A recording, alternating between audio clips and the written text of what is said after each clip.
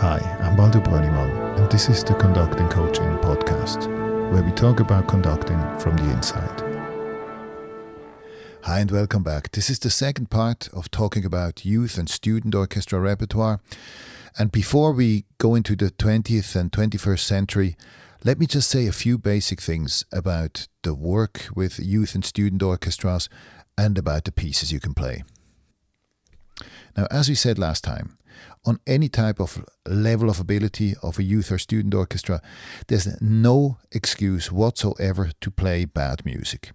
Why? Because it's not you that does the teaching. Most of the teaching is done by the music itself. And there's so much great music there, there's absolutely no excuse, to go for something that seems easy but is just musically not really up to the standard. Now, when we talk about student or youth orchestras, I'm aware that there's an enormous difference in technical ability. The best student orchestras, they will play on a totally professional level. They can play everything. And the most basic youth orchestras, they will have lots of restrictions, technical restrictions, instrumental restrictions, and so on. Now, most of the pieces we looked at in the last episode, up to the 20th century, are repertoire pieces that you can play with a youth orchestra, or that maybe you can play a part of with a youth orchestra. But what you have to consider, apart from the technical standard, is the kind of experience you give your players when you play a piece. The pieces we looked at in the last episode, they're really fairly standard, and they're what you maybe should call something like the canon of classical music that music students have to learn at some stage, and that give you a great experience just because of the quality of the music and the historic stature they have. But this experience factor becomes really, really important when we go into 20th and 21st century repertoire. Because as you think back to your own days in youth orchestras, imagine first time you've played something that really opened your eyes, that really got you hooked on orchestral playing or maybe on conducting. Go back to your first experiences you had with repertoire that you maybe didn't know before and you discovered in your youth orchestra. That's an elemental experience, an elemental teaching experience and an elemental experience as a musician. And this is what we have to look at when we go into later repertoire, when you look at contemporary or 20th century repertoire. Now, when you play a Beethoven symphony with your orchestra, or maybe a Brahms symphony or something, people will have a great experience just because of the stature of the music they play and the first contact with something of that sort of musical quality. But it's always something from the past, and if you look at newer things, this is really just as fundamental to the experience of a younger musician, to have contact with the music of their own time, because they make a different relation with that, and a relation that is really, really essential. So 20th and 21st century repertoire has big, big opportunities for youth and student orchestras to have great experiences. Now, when we look back to episode 1, I focused mostly on the big repertoire pieces, on the most important composers. I left some things out that I would really recommend for youth orchestras, maybe like the César Franck Symphony, which I think is pretty easy, and it gives many groups something meaningful to play. We also didn't talk about Sibelius, something like Finlandia or Karelia Suite and so on. But, there are also in the 19th and the 18th century, there are some pieces that are a bit further out from the mainstream repertoire that you can look at and that will be really successful with youth orchestras. And in the 20th and 21st century, it's exactly the same thing. The works that are really core repertoire sometimes are really very, very hard technically and also instrumentally very elaborate. So they are maybe not possible with a youth orchestra. It's not so easy to play Second Viennese School, for example. And it's also aesthetically much harder to understand than something contemporary.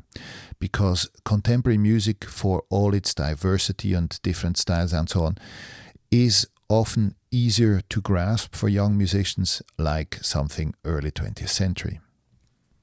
Here, of course, it depends what you mean with contemporary music. Something like Danzón No. 2 by Marquez, which is an ideal piece for a youth orchestra, obviously is much easier or much more immediate to understand than, a 3 pieces Opus 6 by Berg.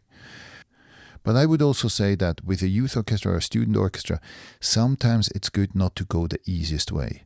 Think you have a lot of rehearsals, and what we said last time, the important aspect is the journey that the students make in the rehearsals, what they learn, the perspectives that open for them.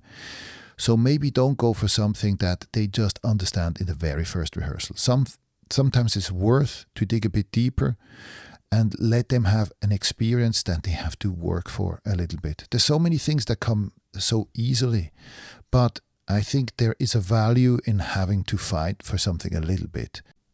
So having said that, maybe don't go just for the easiest solution. Don't play just pieces that reveal themselves in the first rehearsal. Give the orchestra some challenge. Give the musicians something to get their teeth into, to discover bit by bit, because the work they put into the discovery of something new will pay back, and this experience will really stay with them. So make sure you don't underestimate your young musicians.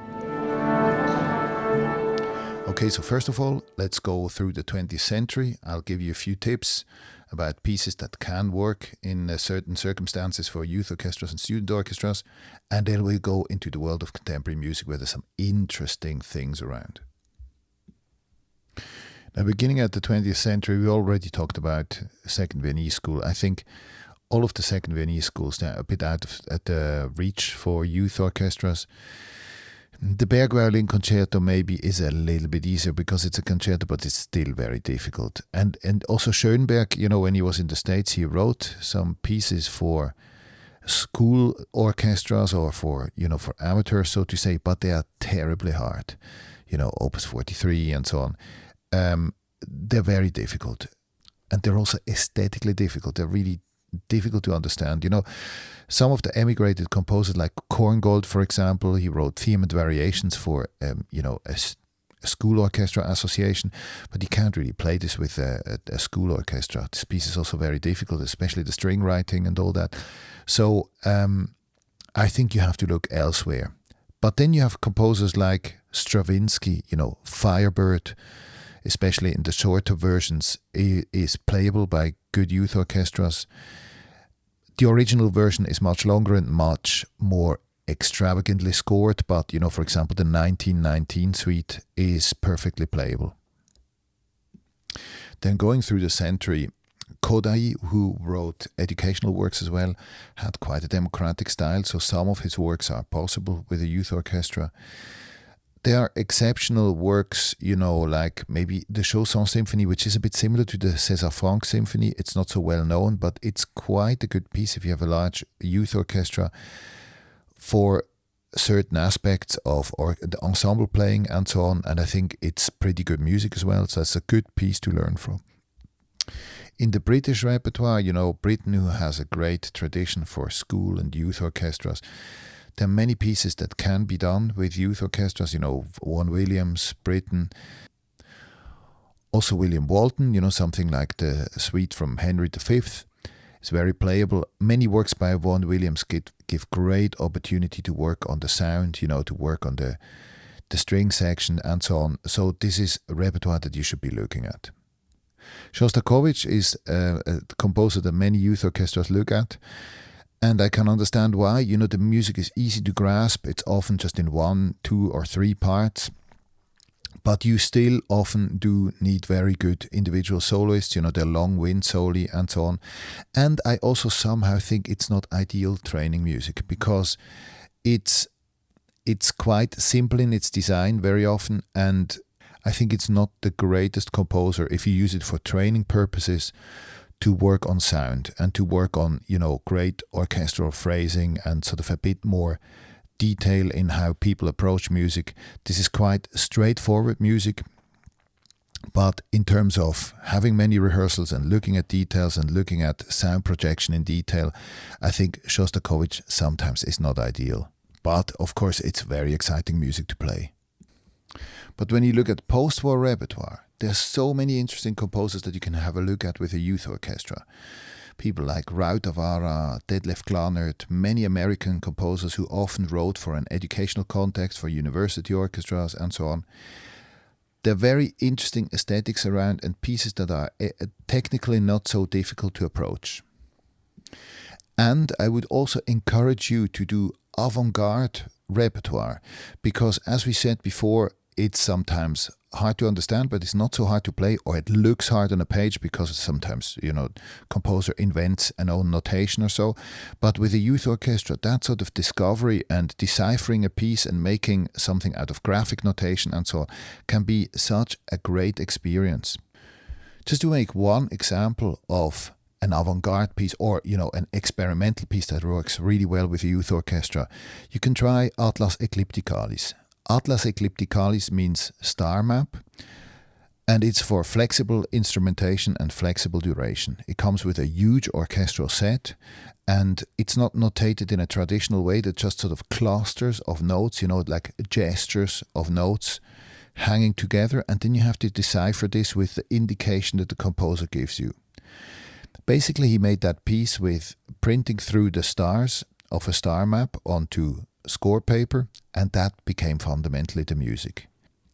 It looks terribly difficult because it's pretty abstract. You have to make it work first, you have to decipher it. But to play, it's totally easy. You can play this with kids.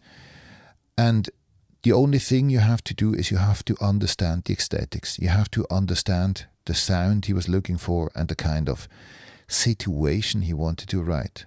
I often do this piece surrounding the public with an orchestra, musicians all dispersed in the hall, and it's a great experience for kids as for adults.